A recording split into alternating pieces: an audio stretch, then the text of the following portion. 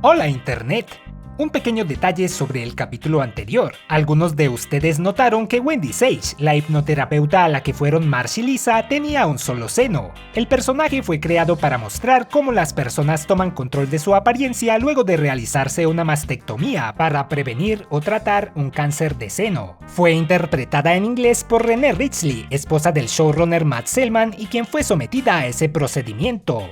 Aunque en redes sociales revelaron el trasfondo del personaje, durante el episodio no hicieron mención alguna del asunto, presentándolo como algo que podría pasarle a cualquiera, y eso me pareció muy bien hecho. Y sí, reconozco que lo pasé por alto, tal vez la próxima vez debería fijarme más en los... Bueno, en fin. En cuanto al episodio que nos concierne hoy, cuando fue anunciado inicialmente, dijeron que su historia se ubicaría fuera del canon del programa y me pregunté, ¿al fin qué? ¿La serie tiene un canon o no? Bastó ver 2 minutos de su primera parte para entender a qué se referían. Es un relato sobre crimen y venganza en un pequeño pueblo durante la época invernal. Si eso les recuerda a la película Fargo y en cierta medida a la serie de televisión que también se llama Fargo, están en lo correcto. El filme, considerado uno de los mejores de la industria, cuenta cómo un sujeto orquestó el secuestro de su esposa para obtener parte del dinero del rescate, ya que su suegro era acaudalado. Y la serie en cada una de sus temporadas presenta una trama distinta dentro del mismo universo. Los Simpson no parodian directamente nada de esto, pero se inspiran en su formato, también aludiendo a esos programas de crímenes que abundan en los servicios de streaming. Por eso el capítulo inicia como si estuviéramos ingresando a Simpflix, películas para Sims, y vemos toda una variedad de pestañas con sátiras de series populares actualmente. El tejano rico huye mientras un narrador nos cuenta cómo se endeudó cuantiosamente y se niega a pagar, hasta que un cobrador y sus secuaces lo atrapan. Al cobrador no lo nombran en ninguna de las dos partes, pero se llama Costas Becker, o al menos eso dicen algunas fuentes. Él le dice al tejano que todas las deudas que recolecta se pagan con dinero o sangre, y al haberse tardado tanto tiempo en pagar, lo matan a sangre fría. Sé que a mucha gente no le agrada el personaje, pero este no es el cruel destino que le espera al tejano rico. Ninguna de las muertes vistas aquí será permanente. Vemos el título de la historia, un Flanders serio, y se mofan del texto al inicio de Fargo que afirmaba estar basada en hechos reales, lo cual en ambos casos no es cierto. Mientras Flanders limpia el bosque por su propia voluntad, Homero hace lo mismo porque lo obliga el servicio comunitario. Un empaque de frituras que este último suelta lleva a Ned a caer por una pendiente y golpearse con un tronco podrido, en cuyo interior encuentra un maletín lleno de dinero. Homero cae al mismo lugar y se enfada porque su vecino santurrón fue quien halló la fortuna, como siempre.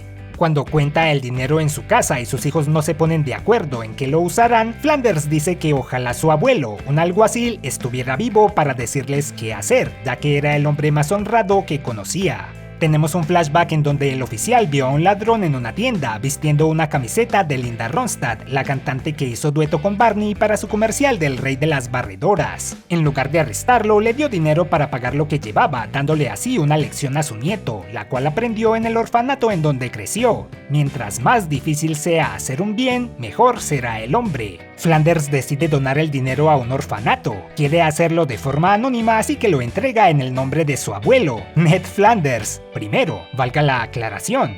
Hace buenas migas con la encargada del albergue, Bárbara, ya que pueden recitar citas bíblicas al unísono. ¿No les ha pasado que están con una chica y dicen, Mateo 21:17 al mismo tiempo? Eso es muy romántico.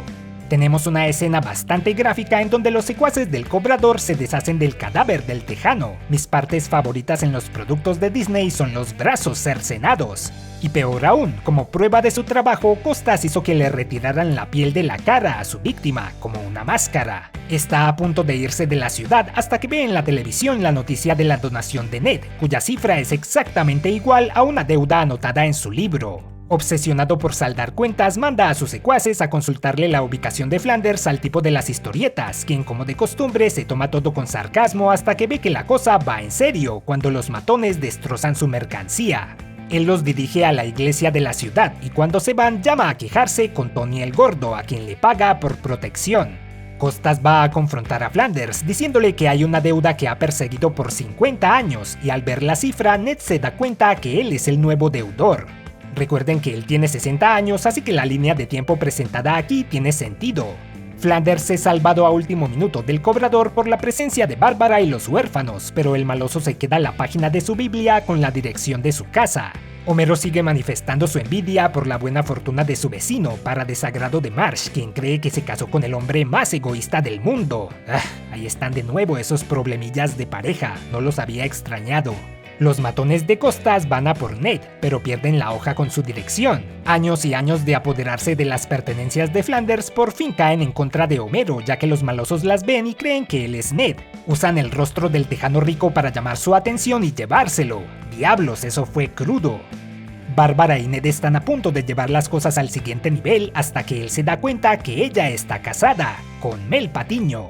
Sí, ya conocíamos a su esposa, que también se llamaba Bárbara. Quizás cambiaron al personaje para despistar a la audiencia. Aunque siendo honestos, ¿cuántos de ustedes recordaban a la esposa de Mel? ¿O es posible que modificaran su diseño para darle un aire más inocente? Igual Ned no es ajeno a cruzarse con mujeres fatales. Esta Bárbara y Mel tienen un matrimonio abierto, o en otras palabras, son unos cornudos. Personalmente soy muy tradicional en ese aspecto. Si mi pareja quiere estar con otras personas, que no cuente conmigo. Cada quien con su fetiche al fin y al cabo. Naturalmente, Flanders se niega a participar en algo así y huye de la casa, eso sin contar que tendría relaciones fuera del matrimonio, algo que ya había hecho.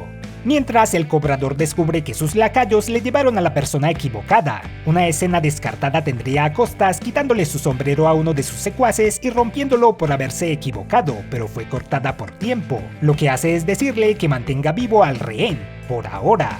Mientras Ned le pide perdón a Dios por casi caer en tentación, el cobrador lo llama y le dice que torturará a Homero si no le entrega el dinero. Justo en ese momento Marge llega a preguntarle por su esposo, y Ned se ve obligado a mentir para que no llame a la policía. Las mentiras hacen llorar al niño Dios. Ella va a buscarlo por toda la ciudad. Ahí está Apu. ¿Recuerdan cuando podía hablar? ¿Cómo ha cambiado el mundo, no? Marge llega a Lar-Lat, en donde la mafia de Springfield confronta a Costas por haberse metido con uno de sus clientes, pero él resulta mucho más peligroso y los abate en una balacera en la que también mueren Disco Stu y el Sr. Burns, cuya cabeza explota como confeti. Para colmo, el cobrador convierte la cabeza de Tony en una rosca. En esta escena tenían planeado que la madre de Skinner fuera otra víctima, pero la reemplazaron por Burns porque matarla les resultaba chocante. Chocante después de semejante carnicería. Por un momento pensé que preferían ubicar personajes malvados entre las víctimas, pero Disco Stu también murió, y él no le ha hecho mal a nadie, a menos que cuente el impulsar un género musical que fue popular hace 50 años. Hasta al propio Snake, que llega a asaltar el local, le indigna la masacre. Él es un criminal más caricaturesco y ver tanta sangre le resulta muy traumático. El cobrador deja caer la identificación de la planta nuclear de Homero y Marge la recoge, dándose cuenta que su esposo está en grave peligro, mientras a Flanders le atormenta la situación y el peligroso maleante ríe sobre ellos, terminando así la primera parte. Vamos a la fuente, vamos a la fuente, vamos a la fuente, fuente de sodas. Noté que en la identificación de Homero a Springfield le falta la P. Puede que omitieran la letra por error, a todos nos pasa, o que ese sea el nombre de la ciudad en esa dimensión alternativa. La segunda mitad comienza con Marge acudiendo a la policía, en donde el jefe Gorgory está horrorizado por lo sucedido y renuncia a su cargo antes de enfrentarse a alguien tan monstruoso como Costas. A Ned le mortifica el hecho de quitarle al orfanato el dinero que les donó y se pregunta cómo llegó ese maletín al árbol donde lo encontró. En otro flashback nos enteramos que el abuelo Flanders no era tan honesto como su nieto cree, ya que aceptaba sobornos de maleantes como los hermanos Sislak y consumía toda clase de alucinógenos, entre ellos sapos. ¿Estás lamiendo sapos? No, no estoy comiendo sapos. El alguacil acompañó a los Sislak a hacer un trato de narcóticos con criminales de Ciudad Capital, y ahí aparece el maletín. Los ancestros de Moe querían quedarse con las drogas y el dinero, así que se formó un momento muy tenso. Oh, shoot. Flanders intentó calmar los ánimos, pero un joven Hans Mollman desató la balacera por accidente, en la cual murieron todos, menos el oficial, quien le pidió a Dios que lo salvara. La oración, el último recurso de un bribón. Y el mayor de los Sislak, a quien el abuelo Flanders asesinó para quedarse con el dinero que ocultó en el tronco de un árbol. Algo similar a lo visto en Fargo, la película, en donde uno de los secuestradores esconde el pago del rescate en un campo, el cual sería encontrado por otro personaje en la primera temporada de la serie. Costas era uno de los criminales de Ciudad Capital y sobrevivió al tiroteo. Le exigió al alguacil que le entregara el dinero, pero este se resbaló y cayó en el cuchillo con el que lo estaba amenazando. Al no encontrar el maletín, tomó nota de la cifra y así comenzó su carrera como recaudador. En el presente vemos a sus secuaces discutiendo, una pareja de esposos, ella francesa y él irlandés. Es su aniversario y ella está inconforme porque él no la lleva nunca de vacaciones. Homero, que a este punto reconoce problemas matrimoniales cuando los ve, aprovecha eso para caldear sus ánimos y hacer que peleen mientras intenta desatarse. La discusión va a lo físico y provocan un incendio del que no se dan cuenta mientras se reconcilian, hasta que les cae una bañera encima cuando los cimientos comienzan a colapsar. Entretanto, para evitar la incomodidad de pedirles el dinero de vuelta, Ned entra al orfanato a robarlo, pero Bárbara irrumpe en ese momento en su oficina, así que él se ve obligado a seducirla, tener arrumacos con ella y así poder quitarle la llave de la caja fuerte para lograr huir con el dinero, no sin antes de que Bárbara se dé cuenta de lo que hizo. La lista de pecados que Ned ha cometido a este punto es impresionante. ¡Qué vergüenza! Marge llega a tiempo para rescatar a su esposo de las llamas y en el camino de vuelta su auto se cruza con el de Flanders, quien distraído por eso sufre un accidente dejando su vehículo en llamas. Homero va a su rescate hasta que nota la bolsa con dinero y la saca antes que a Flanders, quemándose un brazo en el proceso. Mientras su esposa se da cuenta de ese acto egoísta, los demás creen que él detuvo al ladrón, queda como un héroe y Ned es exiliado de la ciudad, mientras la amenaza del cobrador pende sobre él. Pasan 3 años. Homero ha montado un exitoso taller de mecánica junto a su esposa. Bart es un scout honorable y Lisa ¿tiene amigas? Sin embargo, tras esa fachada de felicidad, Marge aún no perdona a Homero por su codicia y solo permanece en el matrimonio por los niños. Usualmente cuando una pareja es infeliz, sus hijos lo notan y eso resulta en una crianza poco saludable, pero viendo a Bart y Lisa parece que lo estaban fingiendo muy bien. Homero recibe una postal desde Wyoming, dice que solo es correo basura, pero se embarca en un largo viaje hacia allá, cambiando de apariencia y vehículos múltiples veces. Flanders se encuentra resguardado en una lejana cabaña de ese estado junto a sus hijos, lo cual me recuerda a la parte final de Breaking Bad con Walter ocultándose en la cabaña. Homero le lleva provisiones a Ned y le cuenta lo acontecido en Springfield, incluyendo el hecho de que Snake se volvió súper religioso luego de aquel trauma en la tienda de donas. Brillante. Marge lo siguió hasta allá y cuando Flanders le cuenta lo que Homero ha hecho por él todo este tiempo, ella entiende que su esposo sí puede hacer cosas desinteresadas después de todo. El problema es que Costas también le siguió el rastro y ellos huyen hasta que Flanders los detiene. I'm the one he wants. Ok, bye. Good luck! Igual que en la película de Fargo, la confrontación final tiene lugar en un lago congelado. El cobrador tiene cercado a Ned y se siente satisfecho de lograr el balance en su libro de deudas, pero al revelarle a su víctima que su abuelo era un hombre malo, el queridillo vecinillo se llena de ira y lo ataca, aventando su querido libro al centro del lago, en donde el hielo colapsa y Costas sufre un destino final tan frío como su sangre. Ned regresa a Springfield con su nombre limpio, los Simpsons se reconcilian y todos quedan felices, cornudos, iluminados o nostálgicos.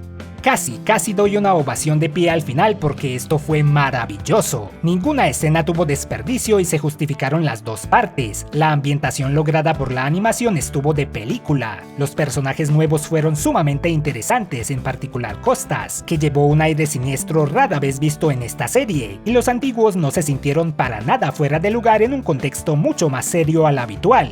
Sí, hubo líos matrimoniales, pero estuvieron fundamentados en la idea que Homero cree que su esposa tiene de su vecino. Marge Simpson, presidenta del Club Internacional de Fanáticos de Ned Flanders. Y su codicia también se basó en su rencor por Flanders, cuya decadencia al dejarse llevar por su orgullo y tener que enfrentarse a distintas opciones de moral cuestionable fue muy bien ejecutada. La no canonicidad de la historia aportó una sensación de peligro ausente en otros capítulos, algo de cualquier cosa podría pasar. César Mazariegos fue el autor de estos 2 episodios y también escribió el capítulo de Roma, que me gustó mucho. Como ya había dicho en su reseña o en la de los Sierpson, con contadas excepciones ya conocemos el rumbo que tomarán los personajes de este programa, así que ¿por qué no ubicarlos en nuevos escenarios para que así nos brinden sorpresas, exploren otros géneros y formatos narrativos, tomen más riesgos como este? Sería genial ver algunas de las parodias listadas en las pestañas de Cineflix. No siempre va a resultar en algo bueno, pero al menos en este caso es de lo mejor que han hecho últimamente y nos dio la segunda mejor historia en 2 partes de la serie. Me quito el sombrero. En la próxima ocasión, al ver que Smithers está cansado de sentirse solo y despreciado, Homero lo empareja con un famoso diseñador de modas, el cual es un icono para Marge y demás mujeres de la ciudad. La relación parece ideal hasta que el lacayo de Burns descubre que el nuevo hombre en su vida no es tan perfecto como parecía y deberá elegir entre él y el bienestar de los ciudadanos de Springfield. Sí, de entrada se nota una trama cliché, ya veremos si resulta tan colorida como los vestidos del diseñador o tan gris como la fábrica en donde los elaboran. Como siempre, muchas gracias por ver, no olviden suscribirse a nuestro canal y también seguirme en Facebook. Poco tiene que ver con los Simpson, pero me compartieron este meme sobre la animación de un programa de televisión contra la de su versión cinematográfica, y me pareció muy gracioso porque fue poco después de ver el tráiler de la película de Bob's Burgers. Y es exactamente así, el filme tendrá muchas más sombras en comparación a uno de sus episodios habituales, y en mis videos pasa algo similar. Desde que empecé a ponerle sombras a casi todos se ven mejores, tardan mucho más en renderizar pero vale la pena. Drop Shadow Everything. Muchas gracias a todos los miembros por su contribución. Espero que para dar ese aporte no se hayan endeudado con una pandilla de matones internacionales. Y si después de este video prefieren darle ese dinero a un orfanato, asegúrense de hacerlo de forma anónima y de no enredarse con su dueña.